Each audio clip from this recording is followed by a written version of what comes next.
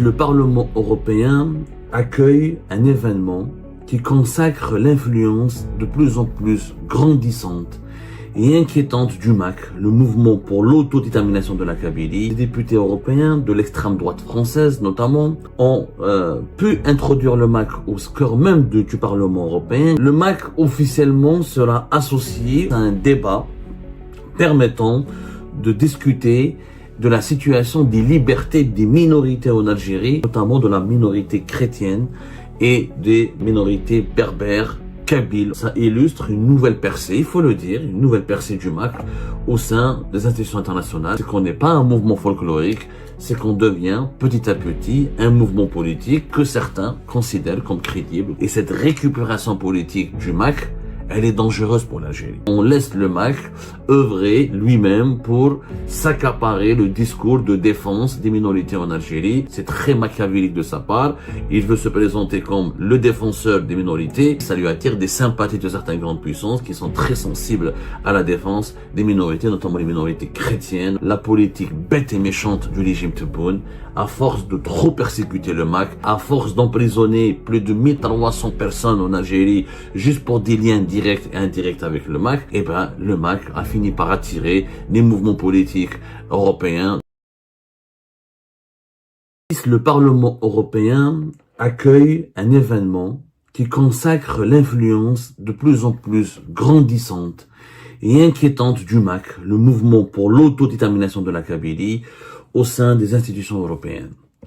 Aujourd'hui, le 11 mars 2026, des députés européens de l'extrême droite française notamment ont pu introduire le MAC au cœur même du Parlement européen, qui est l'une des instances les plus politiques et les législatives les plus importantes des pays de l'Europe, du continent européen.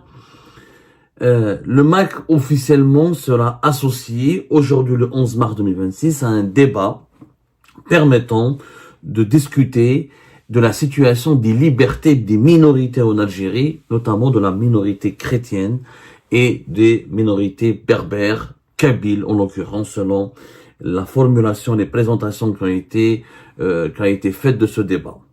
Ce débat sera organisé par un député français appelé Nicolas Bey. Nicolas Bey, donc, annonce lui-même l'organisation au sein du Parlement européen d'une réunion sur les libertés des minorités en Algérie. Sauf que, bien sûr, ce sujet est totalement noble et totalement légitime.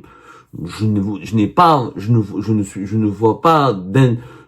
vois rien de choquant ou de bouleversant et je n'ai absolument aucun désaccord et aucune objection de principe pour parler des minorités en Algérie. Il y a des minorités en Algérie, comme par exemple les Ibadites, dans la vallée de Mzab, à Gherdaya.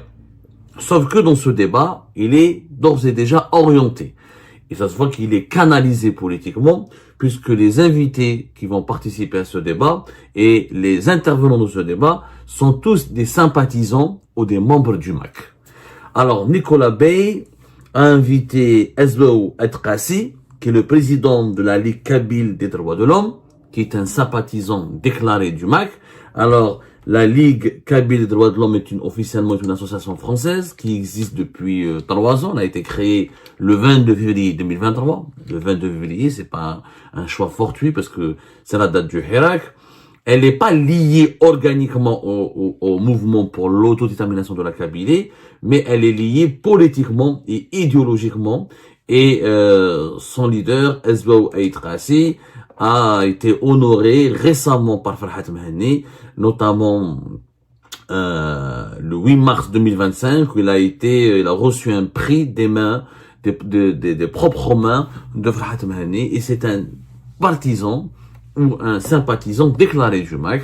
C'est son droit d'ailleurs le plus absolu, on lui fera aucun procès d'intention. Le problème n'est pas là. Le problème, c'est que dans ce débat-là, organisé par le député européen français Nicolas Bey, il y a aussi Charlotte Touati.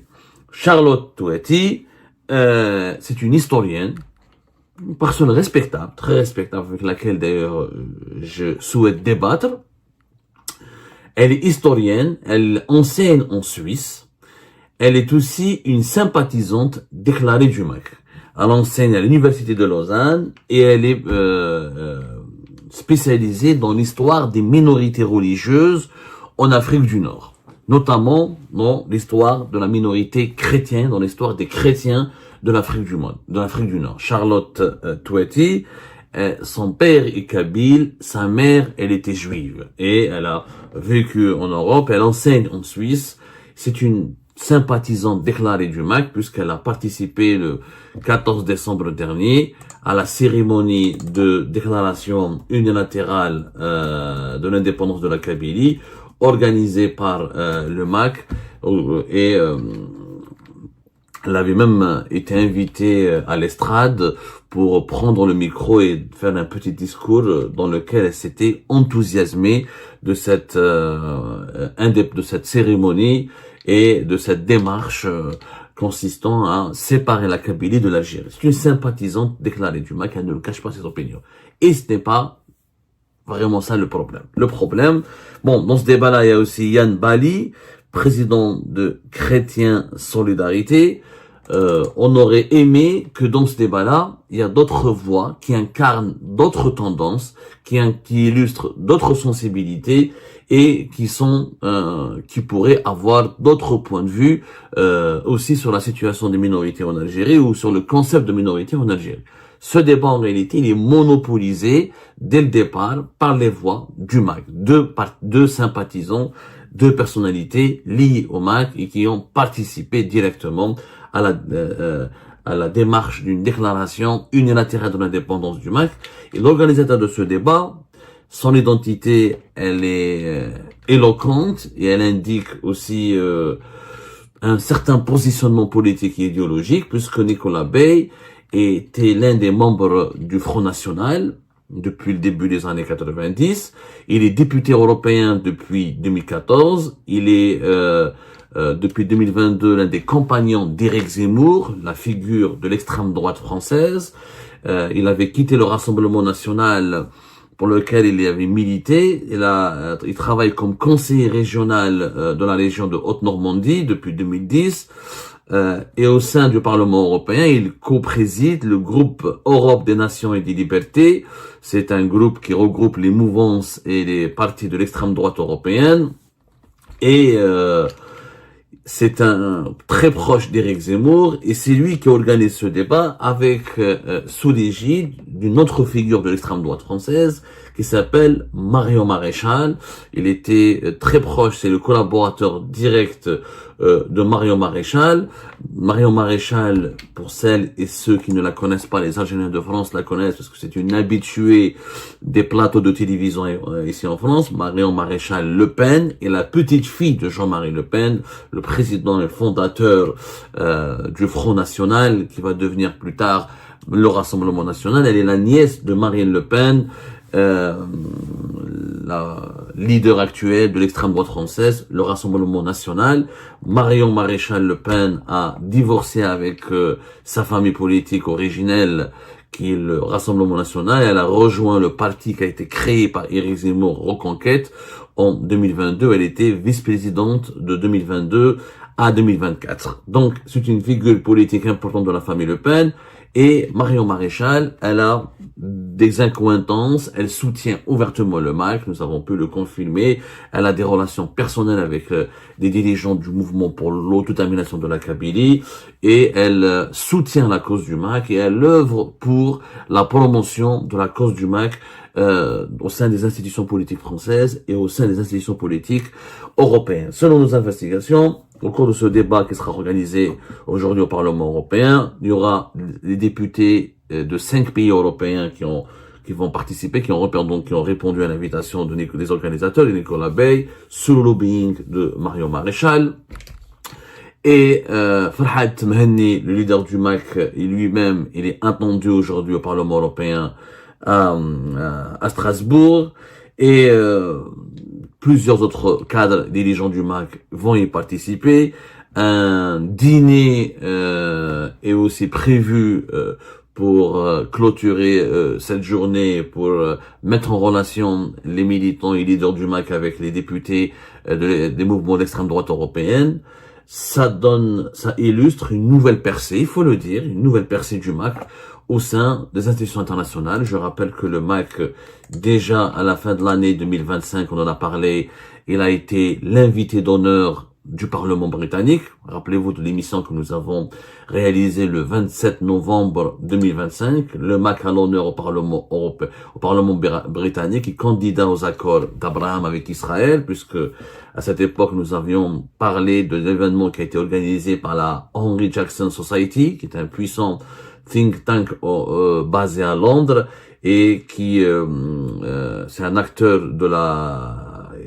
d'un puissant appareil de lobbying en faveur de la politique étrangère transatlantique. Il avait organisé à l'époque au Parlement britannique un événement où le MAC avait été mis à l'honneur, etc. Organisé d'ailleurs, co-organisé par un groupe de pression pro-israélien dans le but de convaincre les autorités américaines et les autorités des pays alliés des États-Unis d'Amérique de favoriser le MAC, de se rapprocher du MAC et d'offrir une reconnaissance au MAC en l'intégrant aux accords d'Abraham, en élargissant les accords d'Abraham à des entités non gouvernementales ou politiques non étatiques qui ne sont pas encore reconnues par la communauté internationale et les associés ou les associés des accords d'amitié et d'alliance avec Israël. Ça a été déjà un événement dangereux en soi, puisque le MAC avait atteint un niveau d'influence inespéré, inédit dans son histoire. Jamais le mouvement pour l'autodétermination de la Kabylie n'avait réussi à atteindre ce genre de fréquentation de lobby puissant quand on parle de groupes de pression pro-israélien, quand on parle de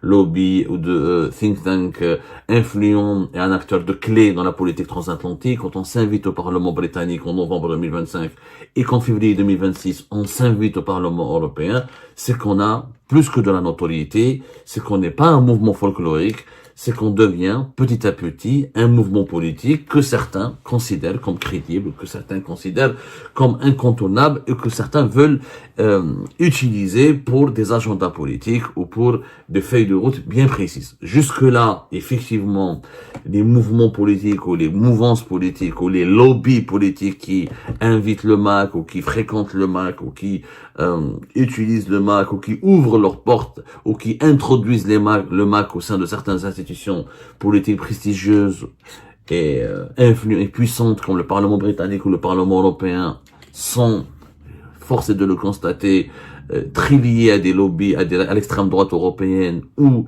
à la droite ou l'extrême droite israélienne ou à des lobbies politiques pro-israéliens et pro-extrême droite européenne.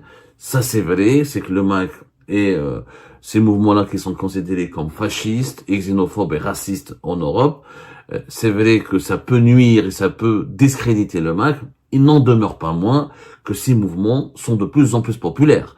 Qu'aujourd'hui, en France, l'extrême droite, elle est puissante, qu'elle a élargi sa base électorale. Il y a des élections municipales le 15 mars prochain, dans 4 jours, on verra est-ce qu'il y a des mairies qui vont tomber dans le giron de l'extrême droite. Mais Marine Le Pen, Éric Zemmour, ce sont des figures politiques qui mobilisent plusieurs millions d'électeurs. L'extrême droite en Europe, elle est de plus en plus enracinée au sein du Parlement européen. Dans certains pays comme la Pologne, la Hongrie, l'Italie, etc., ce sont des mouvements très populaires, populistes oui, mais populaires et de plus en plus influents. Et cette récupération politique du MAC, elle est dangereuse pour l'Algérie. Elle est dangereuse pour l'Algérie. La parole du MAC, elle s'est largement libérée. Elle est largement aujourd'hui accessible à des mouvements politiques qui sont puissants en Europe et en Occident. Et ça peut être très dangereux pour l'avenir de l'Algérie parce que ce mouvement séparatiste n'a jamais atteint auparavant, je le dis bien et je le précise, n'a jamais atteint auparavant un tel point culminant dans son lobbying ou dans le réseautage politique. C'est-à-dire qu'il n'avait jamais disposé d'un tel réseau d'influence. Quand on pénètre dans les institutions très prestigieuses comme le Parlement britannique et le Parlement européen, c'est qu'on est en train de devenir un acteur politique fréquentable, sérieux, crédible. On a un carnet d'adresses, on a des soutiens. On commence à mobiliser une partie importante de l'opinion publique occidentale. Et vous savez que pour l'Algérie, l'Occident est très important. C'est le premier partenaire politique et économique de l'Algérie. Sur le plan économique, sur le plan sécuritaire, sur le plan même culturel et social, l'Occident pour l'Algérie, c'est un espace vital. Toutes nos relations, tous nos intérêts, que ce soit économique, nos exportations, nos importations, nos échanges économiques, nos échanges commerciaux, l'immigration algérienne dans les pays européens, dans les pays occidentaux, les coopérations sécuritaires et politiques avec les pays occidentaux sont déterminantes et sont indispensables pour la sécurité et la stabilité du pays.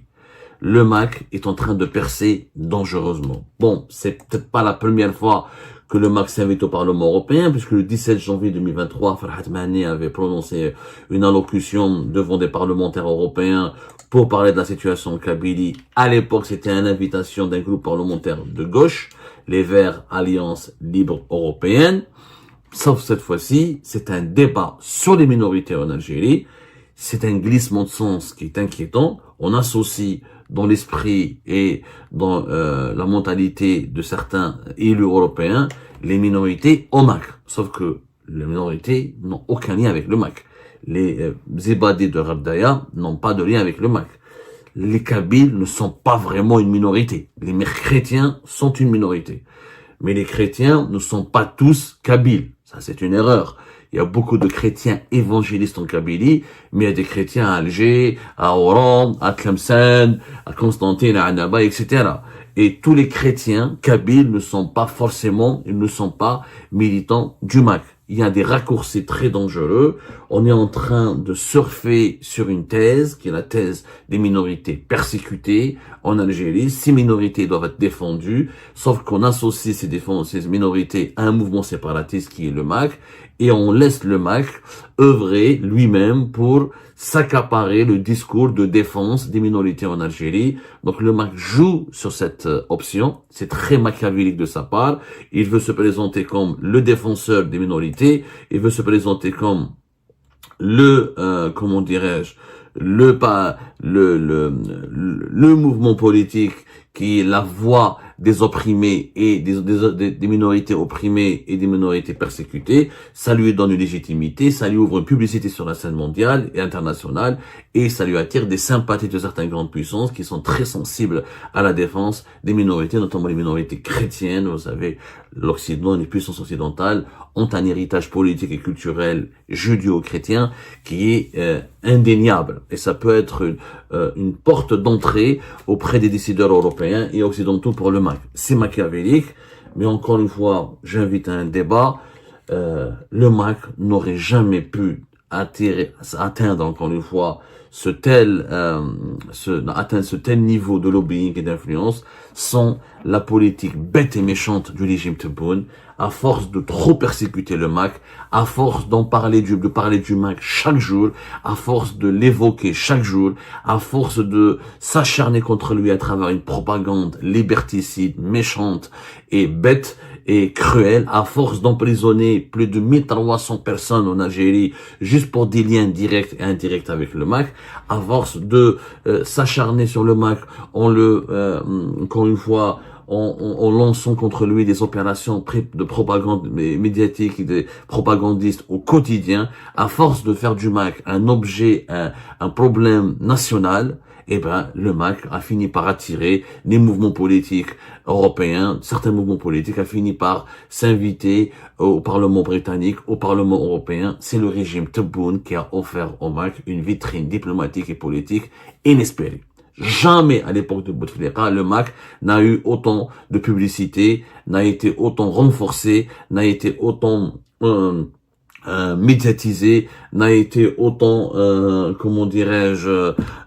mis en avant par une politique répressive totalement idiote. Parce que ce MAC qui devient victime de facto d'un acharnement de tout un régime a réussi à utiliser sa position de victime pour se rapprocher de certaines puissances occidentales, de certains mouvements politiques de plus en plus populaires et de plus en plus influents en Occident, et ça lui a permis de se doter d'une légitimité, de tisser un réseau et d'ouvrir les portes de certaines institutions internationales.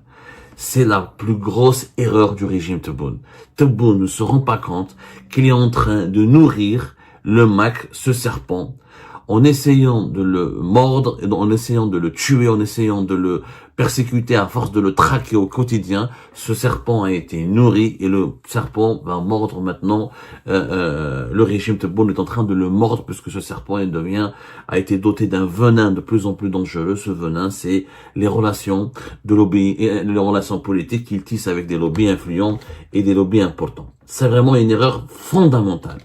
Toute cette publicité, toute cette persécution, toute cette répression généralisée, les clips de propagande, la mobilisation des médias algériens, les emprisonnements, la mobilisation des partis politiques en Algérie, toutes les institutions de l'État algérien ont été mobilisées, ont été orientées, ont été entraînées dans un combat totalement inutile contre le MAC, puisque le MAC n'a jamais été majoritaire, n'a jamais constitué une menace contre la sécurité nationale, étant donné qu'il était un mouvement minoritaire, folklorique, un mouvement d'illuminés totalement isolé. Totalement isolé. Il est devenu aujourd'hui de plus en plus connu, de plus en plus considéré, de mieux en mieux considéré, de plus en plus populaire, en raison de la répression qui s'est abattue à lui, qui s'est abattue sur lui. En réalité, on a transformé un parti politique, c'est même pas un parti politique, on a transformé un groupuscule de militants illuminés en un mouvement politique international ou internationalement connu à cause de la bêtise du régime Tebboune qui lui a vraiment fait trop de publicité et qui lui a donné énormément d'intérêt et qui lui a donné surtout le statut de mouvement terroriste. Quand un État comme l'Algérie, comme un pays pivot comme l'Algérie, quand un pays important dans la région de l'Afrique du Nord et du Moyen-Orient classe un mouvement politique comme terroriste, vous savez ce que c'est quand on accuse un mouvement politique d'être un mouvement terroriste? Non seulement on braque tous les projecteurs sur ce mouvement, non seulement on offre une tribune à ce mouvement, non seulement on offre la possibilité à ce mouvement de se défendre, de parler de lui-même, de donner des contre-arguments, on lui donne une légitimité politique. Tebboune a donné une légitimité politique au MAC à force de mélanger entre la lutte contre le mot. Il y a une grande confusion en Algérie, confusion qui a été sciemment entretenue entre la lutte légitime contre les projets et les idées séparatistes et radicales et l'acharnement aveuglé qui a donné lieu à une sorte de mise en valeur, franchement, une sorte de mise en valeur et de promotion d'un mouvement politique qui était naguère ultra minoritaire et qui devient aujourd'hui de plus en plus connu et de plus en plus promu et de plus en plus suivi sur la scène internationale. Une remise en cause urgente, je dis bien une remise en cause urgente de la politique du régime Tebboune est nécessaire si on veut vraiment lutter efficacement et avec beaucoup de sagesse contre la montée en puissance du MAC. On est en train de favoriser cette montée en puissance du MAC avec cette répression et persécution aveugle et violente et cet acharnement médiatique, politique et sécuritaire. Le MAC au Parlement européen, ce n'est pas fortuit, ce n'est pas un hasard, c'est surtout dangereux et inquiétant.